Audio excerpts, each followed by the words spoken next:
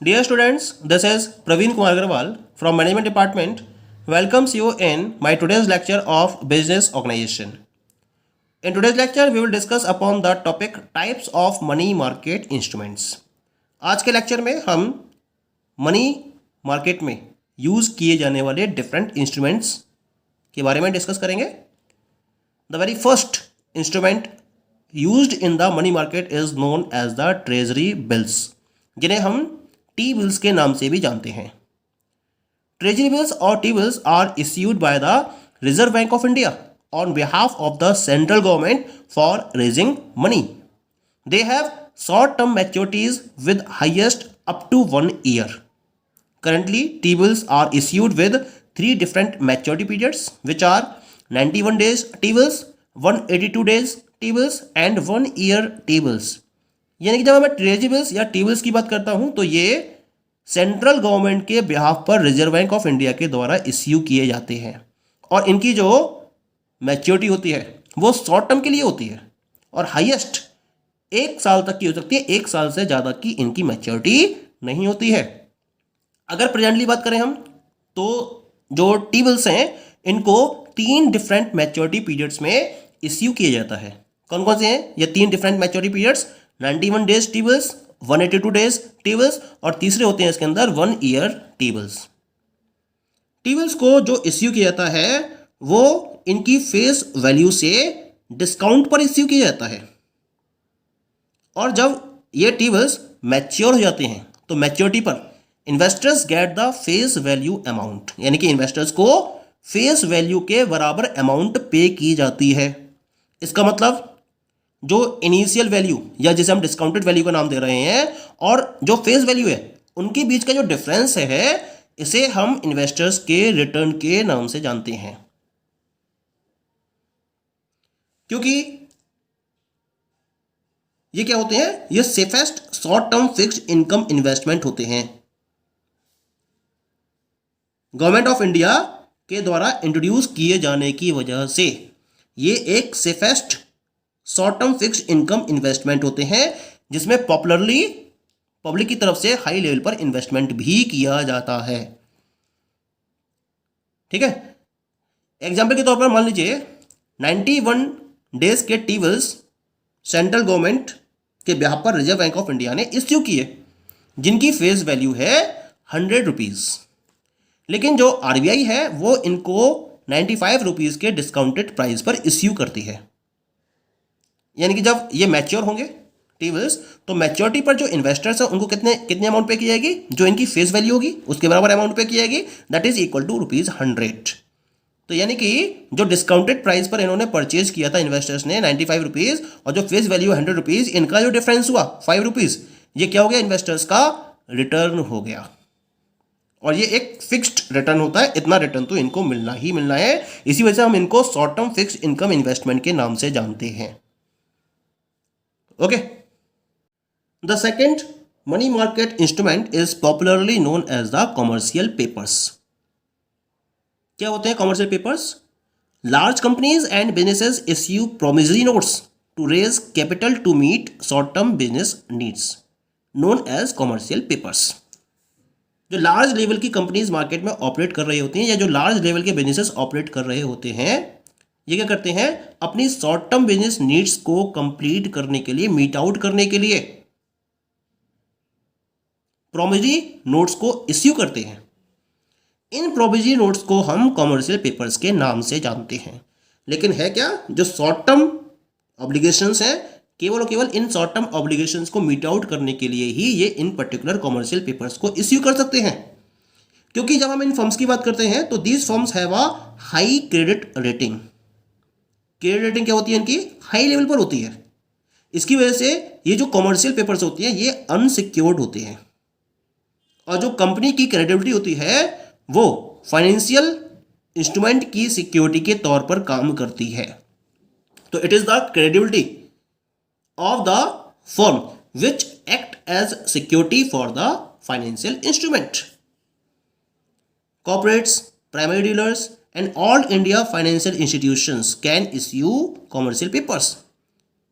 तो ये जो संस्थाएं हैं जिनके नाम मैंने यहाँ पर लिए, जैसे कॉर्पोरेट्स है या जो प्राइमरी डीलर्स हैं या ऑल इंडिया फाइनेंशियल इंस्टीट्यूशंस हैं, ये अपनी हाई क्रेडिबिलिटी की वजह से कमर्शियल पेपर्स को इश्यू कर सकती हैं। CPs have a fixed maturity period ranging from 7 days to 270 days. However, investors can trade this instrument in the secondary market. They offer relatively higher returns compared to that from treasury bills. CPs भी fixed maturity period के साथ में market में available होते हैं और जो इनका मैच्योरिटी पीरियड है वो 7 डेज से लेकर 270 डेज तक रहता है। इसके साथ साथ कमर्शियल पेपर्स के साथ में एक बेनिफिट और रहता है कि इन पर्टिकुलर इंस्ट्रूमेंट्स को आप सेकेंडरी मार्केट में भी ट्रेड कर सकते हो, ट्रेडिंग की जा सकती है इसके रिगार्डिंग सेकेंडरी मार्केट में। और जब हम इनके द्वारा प्रोवाइड किए जाने वाले रिटर्न्स की बात करते हैं तो ट्रेजरी बिल्स के कंपैरिजन में ये जो कमर्शियल पेपर्स हैं वो इन्वेस्टर्स को हायर रिटर्न्स ऑफर करते हैं। ठीक है, now we come to the third money market instrument. This is popularly known as the certificate of deposits, जिन्हें हम शॉर्ट में सीडी के नाम से जानते हैं। क्या होते हैं ये सीडी या certificate of deposits? These are financial assets that are issued by banks and financial institutions. They offer fixed interest rate on the invested amount. The primary difference between a CD and a fixed deposit is that of the value of principal amount that can be invested. CD is issued for large sums of money, 1 lakh or in multiples of 1 lakh thereafter. यानी कि जो certificate of deposits हैं ये वो financial assets होती हैं जिनको bank या फाइनेंशियल इंस्टीट्यूशंस के द्वारा ही इश्यू किया जा सकता है, केवल और केवल। यानी केवल और केवल बैंक्स और financial institutions he certificate of deposits को इश्यू कर सकते हैं और ये इन पर्टिकुलर सर्टिफिकेट ऑफ डिपॉजिट्स पर फिक्स्ड इंटरेस्ट रेट को ऑफर करते हैं। अब आप कहोगे कि जो सर्टिफिकेट ऑफ डिपॉजिट्स है वो फिक्स्ड डिपॉजिट की तरह ही होते हैं क्योंकि इनमें भी बैंक्स और फाइनेंशियल इंस्टीट्यूशंस इनको फॉलो करते हैं और इन पर भी एक fixed rate of interest provide करते हैं। लेकिन एक बेसिक डिफरेंस रहता है इनके अंदर। क्या डिफरेंस है दोनों में? दोनों में डिफरेंस होता है उस पर्टिकुलर प्रिंसिपल अमाउंट का जो इनमें इन्वेस्ट की जाती है। अगर आपको अपनी एफडी करानी है बैंक के अंदर, फिक्स्ड डिपॉजिट को फॉलो करना है, तो यहाँ आप स्मॉल लेवल पर अमाउंट को फॉलो कर सकते हो। 1000 रुपीज़, 2000 रुपीज़, 5000 रुपीज़, 10,000 रुपीज़, कोई भी अमाउंट फॉलो करके आप एफडी खुलवा सकते हो, एफडी को ओपन करा सकते हो। लेकिन जब हम सीडी की बात करते हैं तो इनको लार्ज सम ऑफ मनीज में इश्यू किया जाता है और इनकी स्टार्टिंग कहाँ से होती है? 1 लाख रुपए से, या फिर 1 लाख रुपए के मल्टीपल में इनकी काउंटिंग चलती है और उसके बेसिस पर कॉमर्शियल सर्टिफिकेट ऑफ डिपॉजिट्स को इश्यू किया जाता है। तो ये बेसिक डिफरेंस रहता है फिक्स्ड डिपॉजिट में और कॉमर्शियल सर्टिफिकेट ऑफ डिपॉजिट्स में। यहाँ आप इन्वेस्टमेंट की अमाउंट को कम भी रख सकते हो फिक्स्ड डिपॉजिट में, लेकिन commercial deposit certificate of deposit में जो अमाउंट है वो 1 लाख से स्टार्ट होती है या फिर 1 लाख के मल्टीपल्स में चलती है। ओके, अब क्योंकि सीरीज में मिनिमम इन्वेस्टमेंट अमाउंट को लेकर एक प्रॉपर रेस्ट्रिक्शंस होता है, इसी वजह से डिफरेंट टाइप की ऑर्गेनाइजेशंस में ये ज़्यादा पॉपुलर हैं इन कंपैरिजन ऑफ इंडिविजुअल्स। और ये ऑर्गेनाइजेशन क्या करती हैं? जो भी इनके पास सरप्लस अमाउंट अवेलेबल होती है इसे ये शॉर्ट टर्म के लिए इन सीरीज में इन्वेस्ट कर देती हैं और उस पर एक प्रॉपर इंटरेस्ट को अर्न भी करती हैं। अगर हम सीरीज या सर्टिफिकेट ऑफ डिपॉजिट्स के मैच्योरिटी पीरियड की बात करें तो इनका मैच्योरिटी पीरियड 7 डेज से लेकर 1 ईयर तक के लिए ही होता है। यानी कम से कम 7 डेज का इसका मैच्योरिटी पीरियड होता है और ये मैक्सिमम 1 ईयर तक एक्सटेंड किया जा सकता है अगर ये बैंक के द्वारा इश्यू किया रहा है उस केस में। लेकिन अगर ये अदर फाइनेंशियल इंस्टीट्यूशंस के द्वारा इश्यू किया जाता है तो इसकी मैच्योरिटी 1 साल से लेकर 3 साल तक के लिए हो सकती है। तो एक तरीके से ये short term source of investment भी है और medium term source of investment भी होता है। ठीक है, अब हम बात करते हैं about the next money market instrument की। This is known as the repurchase agreements. क्या होते हैं ये रीपर्चेज एग्रीमेंट्स? इनको हम रेपोज या बाईबैक्स के नाम से भी जानते हैं। Repurchase agreements are a formal agreement between two parties where one party sells a security to another with the promise of buying it back at a later date from the buyer. It is also called a sale by transaction. The seller buys the security at a predetermined time, an amount which also includes the interest rate at which the buyer agreed to buy the security. The interest rate charged by the buyer for agreeing to buy the security is called repo rate. Repos come in handy when the seller needs funds for short term. He can sell the securities and get the funds to dispose, and the buyer gets an opportunity to earn return on money. तो क्या process रहती है इसकी? ये एक तरीके के formal agreement होते हैं दो पार्टीज के बीच में, जहां एक पार्टी अपनी सिक्योरिटीज को दूसरी पार्टी को सेल करती है और इस प्रॉमिस के साथ में कि ये बायर से एक पर्टिकुलर टाइम पीरियड के बाद में परचेज कर लेगी। इसी वजह से हम इसको सेल बाय ट्रांजैक्शन का नाम देते हैं। अब एक पार्टी ने दूसरी पार्टी को अपनी सिक्योरिटीज को सेल किया, तो जो सेलर है वो सिक्योरिटीज को बाई करता है एक प्री डिटरमाइंड टाइम के बाद और उसको अमाउंट भी पे करता है जिसमें इंटरेस्ट रेट इंक्लूड होता है। और ये इंटरेस्ट क्या होता है? उस पर्टिकुलर पार्टी के प्रॉफिट को रिप्रेजेंट करता है, उसके रिटर्न को रिप्रेजेंट करता है ये इंटरेस्ट रेट। जिस पर्टिकुलर इंटरेस्ट रेट पर बायर सिक्योरिटीज को बाई करने के लिए एग्री होता है, इस इंटरेस्ट रेट को हम रेपो रेट का नाम देते हैं। मान लीजिए कि मेरे पास सिक्योरिटीज अवेलेबल हैं और मुझे शॉर्ट टर्म फाइनेंस की रिक्वायरमेंट है, तो मैं क्या करूंगा, इन सिक्योरिटीज को दूसरी पार्टी को सेल करूंगा, ठीक है। लेकिन इस प्रॉमिस के साथ में कि एक पर्टिकुलर पीरियड ऑफ टाइम के बाद मैं उससे इन सिक्योरिटीज को अगेन परचेज कर लूंगा और उसके बदले में मैं उसको एक इंटरेस्ट अमाउंट भी पे करूंगा, यानी कि एक्स्ट्रा अमाउंट भी पे करूंगा और इस इंटरेस्ट अमाउंट को मैं रेपो रेट के नाम से जानता हूं, ठीक है। रेपो कम इन हैंडी एक्चुअली होता क्या है, जो सेलर्स हैं इनको जब शॉर्ट टर्म फंड्स की रिक्वायरमेंट होती है तब रेपोस को अर्न किया जाता है।